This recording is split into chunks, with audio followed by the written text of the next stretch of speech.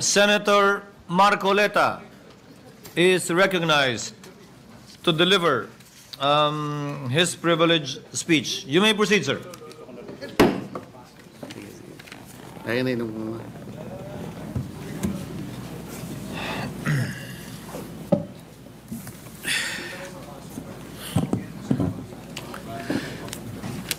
Thank you, Mr. President. Mr. President, I rise on a question of privilege.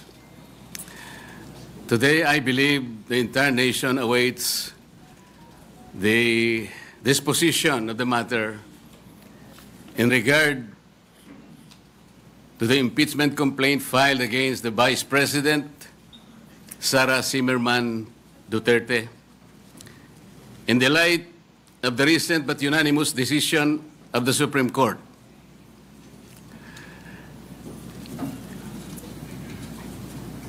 Mr. President, this decision was promulgated on July 25, 2025, declaring said complaint to be unconstitutional, void ab initio, violative of due process, and that the Senate in the first place did not acquire jurisdiction over it.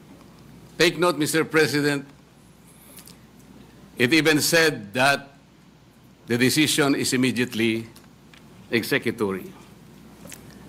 But before I continue, Mr. President, let me put on record that the initial proceedings, impeachment proceedings conducted by the Senate in the 19th Congress have never been formally carried over to the Senate of the 28th Congress. I do not know, and I'm not aware, I cannot recall of any action so far taken by this august chamber to the effect that the initial impeachment proceedings, which were deemed to have been terminated at the expiration of the 19th Congress at noon of June 30, 2025, have been miraculously brought to life into the present Congress. That having said, Mr. President, I'd like to continue. Mr. President, the decision of the Supreme Court did not dwell on the intrinsic merits of the impeachment complaint filed against the Vice President. It zeroed in merely on the procedures and the processes taken by the House of Representatives. To repeat, it declared the whole impeachment complaint constituting the articles of impeachment to be unconstitutional, violative of due process, void ab initio. Simply because the rules of procedure in impeachment proceedings in the House of Representatives were never followed. And they violated the one-year ban on multiple impeachment complaints as prescribed under Article 11, Section 3, Paragraph 5, which says that no impeachment proceedings shall be initiated against the same official more than twice within a period of 1 year. Napakasimple po ng sinasabi doon, Mr. President. No impeachment proceeding should be initiated against the same person more than twice within a period of 1 year. Ilan po ang impeachment proceedings, impeachment complaints na ipinail ng House of Representatives? 4 po eh. The first one started in December 2. Sumunod po December 4. Meron pang sumunod na December 19 hanggang sa umabot po noong February 5. Yun nga pong ipinangangalandakan na impeachment complaint which was signed by more than 1/3 of the members of the House of Representatives. Nasunod po ba? Nasunod po ba ang tuntunin ng House of Representatives? Noon pong nag-require ang Supreme Court, Mr. President, tinanong po yung House of Representatives in connection with the 2 petitions filed by several parties before the Supreme Court. One of the items required by the Supreme Court is for the House to give the status of the first 3 complaints filed po ang sagot ng House of Representatives. Yun daw pong unang tatlo, the one filed in December 2, December 4, and December 19, were all archived. Nasaan po sa rules ng House na yun pong mga impeachment complaints na ifa-file ay archive? Wala po. Pwede po bang ipakita yung slide na kung saan ay makikita natin ano po ba ang proseso kapag may nag-file na isang impeachment complaint? Ayan po yung Rule 2. Ang sinasabi po sa Rule 2, Mr. President,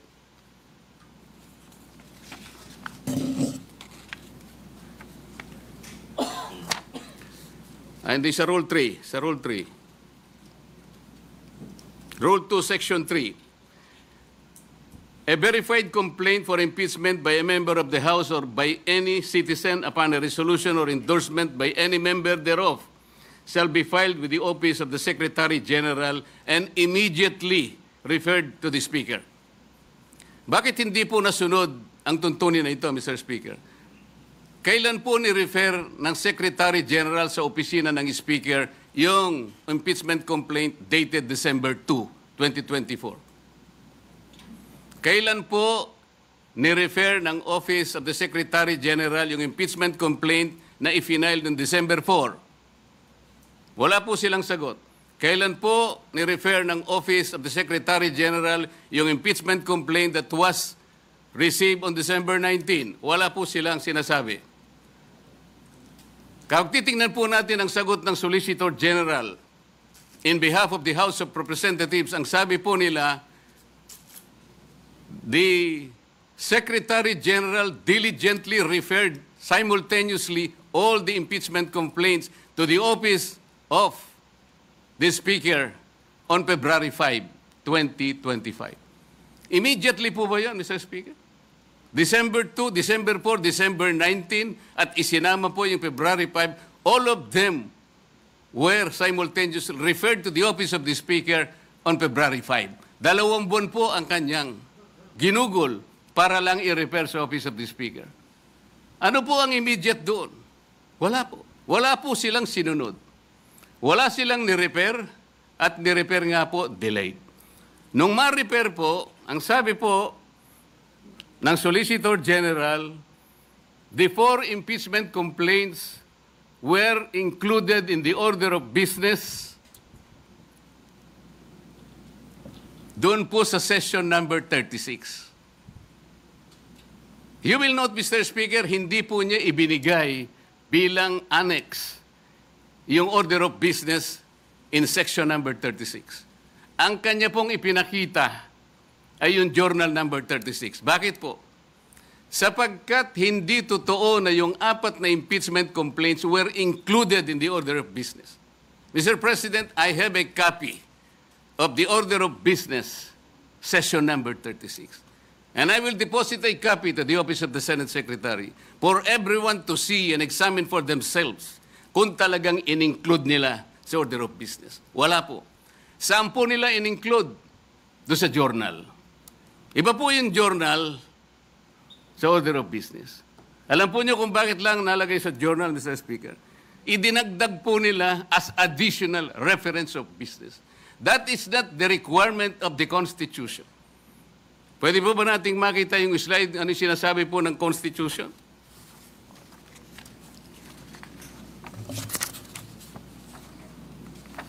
A verified complaint for impeachment may be filed by the member of the House, blah, blah, blah.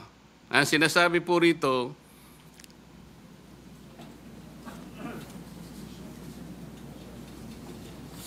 iba yun. Hindi po yun. Sorry po. Nakalagay po, in-include sa 10th session day. Yun po yung section number 36. Hindi po totoo yun. Ilang violations na po? Kanina po, in-archive po yung tatlong violations. Hindi po ni-refer sa Committee on Justice, pangatlong violation. 6 na po. Ngayon sinasabi po, in-include po sa order of business. Hindi rin po. 3 violations na naman. 9 na po. At sabi po nila, yung session 36 is the 10th session. Hindi po. Bilangin po natin yung December 2. That was the date when the first complaint was filed, endorsed, and received by the Office of the Secretary General. December 2 is session number 26. Mr. President, bilangin po ninyo yung session number 26 up to session 36 na sinasabi ng Solicitor General. Yun po ang 11th session. That was not the 10th session. Ang 11th session is session number 35. Just for the record, Mr. Speaker. So ilang violation na po yan? Balikan po ninyo yung Rule 2 na nandyan po sa slide, Mr. Speaker. Ano po yung mode of initiating impeachment? Ganito po ang sinasabi ng rule of the House of Representatives. Impeachment shall be initiated by the filing and subsequent referral to the Committee of Justice. Ito po yung Sereno versus, Francisco versus House of Representatives. Verified complaint for impeachment filed by any member of the House of Representatives, i-refer po sa Committee on Justice. Verified complaint filed by any citizen upon a resolution endorsement by any member thereof, i-refer po sa Committee on Justice.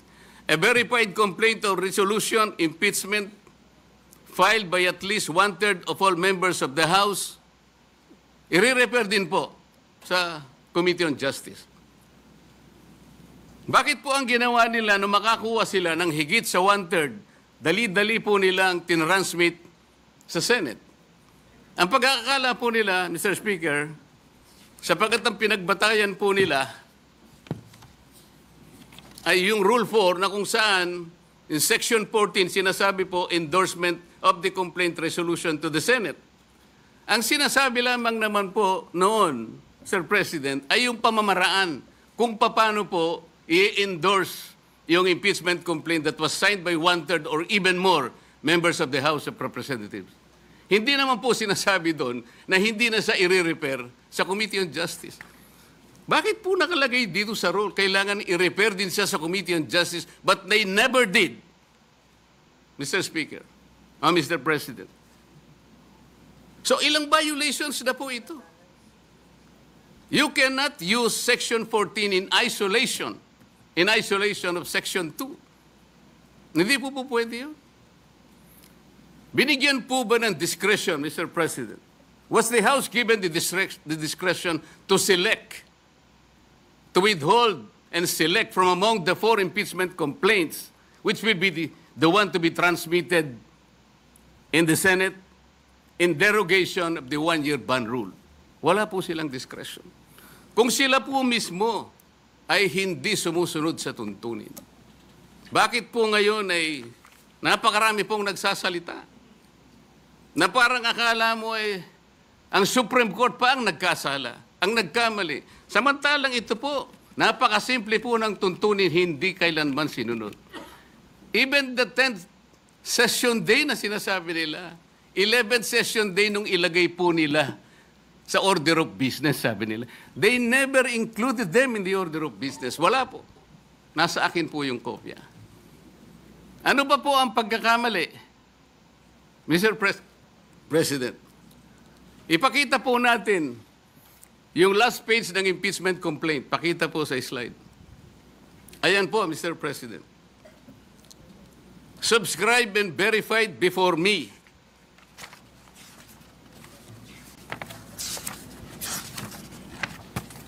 Sabi po ng Secretary General, saan ba yung kopya ko rito?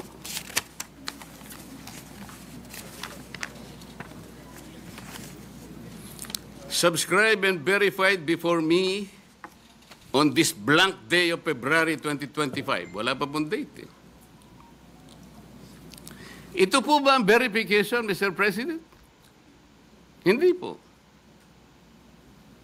Ang verification po ay nakasaad po sa mismong tuntunin ng House of Representatives. Balikan po natin ang Section 3. Ano po ang sinasabi? Section 3, Paragraph 2. An impeachment complaint is verified by an affidavit that the complainant has read the complaint and that the allegations therein are true and correct of his personal knowledge or based on authentic records. At the very least, yun ang dapat na ilagay po. Nakalagay po ba sa verification dito?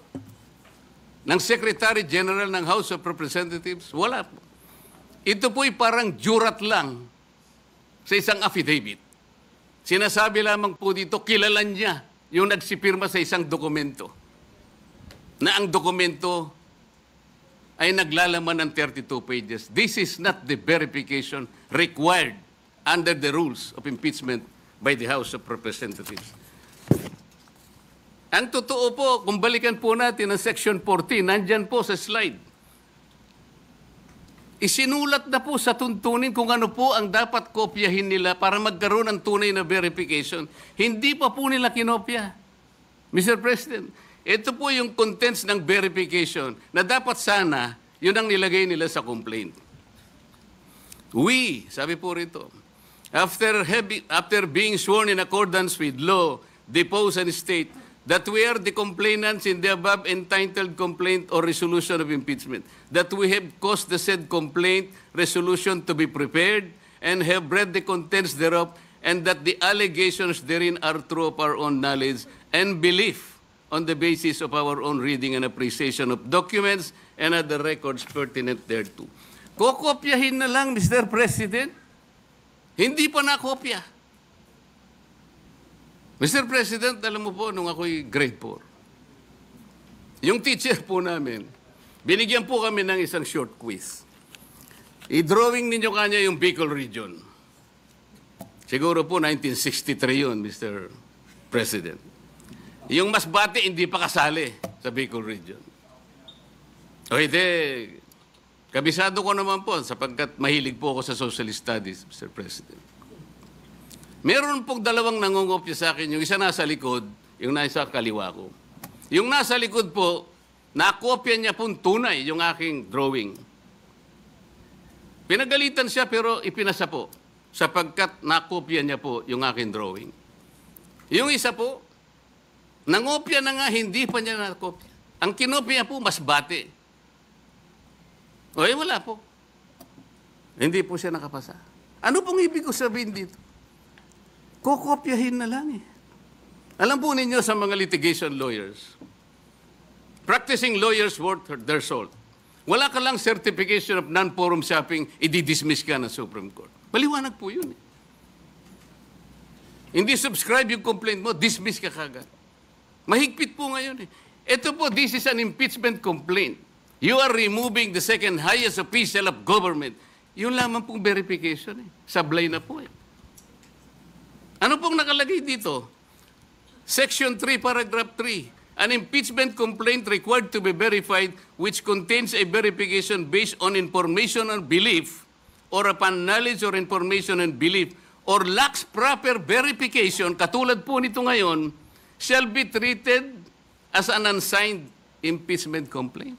So pwede pong tratuhin pala ngayon sapagkat wala pong verification eh. It may be treated as unsigned impeachment complaint. Paano ba yun? Pagkat magsasalita po ng napakarami. Alam po ninyo kung, Sir President, kumbaga po sa nagluto ng sinaing, pasensya na po kayo kung kinakailangan ako po'y gagawa ng pagkahalin, tulad, ano. Ang impeachment complaint po ay parang sinaing na niluto ng House of Representatives. Hilaw po eh. Hilaw na hilaw. Ano po yung hilaw sa Bicolano, Mr. President? Hilaw din po yata. Sa Bisaya, hilaw din po. Sa Kapampangan, magadto, Mr. President. Sa Waray po, matagudtod. Sa Ilonggo po, lagdos. Sa Ilocano, marakusol. Sana po tama ang aking pagkaka-pronounce. Ang dami pong nagsasalita, Mr. President. Doon lang pa po sa House of Representatives, isa pong bagong pasok doon. Ngunit matagal na pong nagserbisyo sa ating bansa. Naging senadora, naging Secretary of Justice, naging chairman ng Human Rights Commission. Alam po ba kung ano sinabi niya sa isang panayam? Ito po, nakuha ko. Harap-harapan na tayong niloloko. Kakaibang korte ito. Sana sa palengke na lang final ang impeachment case. At least doon, may nagtitinda ng totoo. Sana po, magtinda po siya ng matagudtod na kanin dyan sa Samar. Baka may bibili kaya. Pwede kaya siyang pumunta dyan sa Pampanga po para magbenta ng magadto na kanin. Kung may bibili, baka sakali. Pumunta kaya sa Panay para magbenta ng lagdos na kanin. Wala po siguro, Mr. President. Baka ngayon dagan dingding, hindi pa patusin. Huwag pong ganun. Ang dami na pong nagsipagsalita. Samantalang hindi po nila nakita. Ang dami, kayo po nagsimula ng mali. Hindi naman po sinasabi ng Korte Suprema na kailanman ay huwag kayong mag-impeach, huwag na kayong mag-file. Ayusin nyo lang po eh. Yun lamang po ang gustong mangyari dito. Ayusin nyo.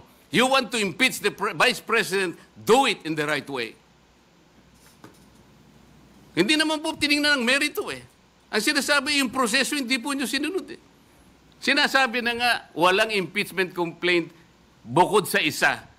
Laban sa isang opisyal sa loob ng isang akalain mo namang 4 po kagad ang ipinay. Pagkatapos yung 4, i-consider mo na isa.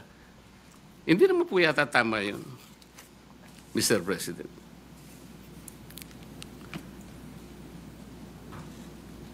Mr. President, gusto ko pong basahin isang parte ng official statement of the Integrated Bar of the Philippines and the Supreme Court's decision in Duterte versus House of Representatives, August 1, 2025. And I quote, "Disagreement with the court's reasoning is neither unwelcome nor unexpected. Dissent is not foreign to a democracy. It is essential to its survival. But to incite public repudiation of its authority, or even just to call for its outright defiance, erodes the very foundation of the legal order. Such actions disturb the equilibrium of powers and imperil the integrity of our democratic institutions, especially when appropriate legal remedies remain available within the framework of our constitutional system. First ruling becomes an invitation to disobey. The law ceases to be a constraint on power and becomes its casualty. The Constitution does not require agreement. It demands adherence." Ang sinasabi po ng mga ibang kasama natin, magpapile pa naman ng motion for reconsideration. Bakit hindi natin hintayin? As I said, Mr. President, if you are a practicing lawyer worth your salt, you are confronted with the unanimous decision of the Supreme Court. In a firm voice, it says this is unconstitutional, void ab initio, violative of due process, and the Senate never acquired jurisdiction over this. And it is immediately executory. Parang sinasabi niya sa'yo, wala ka ng room mag-file niyan. Is anyone expecting that even one soul of the members of the Supreme Court will reverse himself? We cannot depend our action, Mr. President, on the fortunes of litigation. Naalala ko pa nga po doon sa kaso ng Francisco versus House of Representatives. The former Chief Justice, Renato Puno, in a separate concurring opinion, naalala ko po ang sabi niya, with the possibility of 2 impeachment complaints reaching the Senate, the good Chief Justice said that the Senate, in the exercise of its primary jurisdiction, can decide the question of whether or not the 1-year bar rule has been violated or not. The Senate can even decide if on its face the impeachment complaint has no legal basis. At ang sabi pa po niya doon, Francisco versus House of Representatives. Sabi pa niya ron if the Senate finds that the one-year bar rule is violated, or that the impeachment complaint has no legs to stand on, that will be the end of the entire controversy. He was saying that let's give all the remedies available to the House and the Senate because of their primary jurisdiction. But when the case is ripe for judicial determination, it was the view of the former Chief Justice that the Supreme Court at that time, and only at that time, when it can speak with great moral authority in order to compel the loyalty, the respect, and the obedience of our people. Mr. President, when the Supreme Court negates the actions of a co-equal branch of government, it does not assert its superiority. Instead, it upholds the supremacy and the dominance of the fundamental law of the land, the Constitution. And so the Supreme Court has already spoken. The last arbiter of law, it says the complaint is unconstitutional, is void ab initio, is violative of due process. The Senate never acquired jurisdiction over this. It is immediately executory. On that note, Mr. President, I respectfully move that the impeachment complaint be dismissed. I so move, Mr. President. Majority Floor Leader.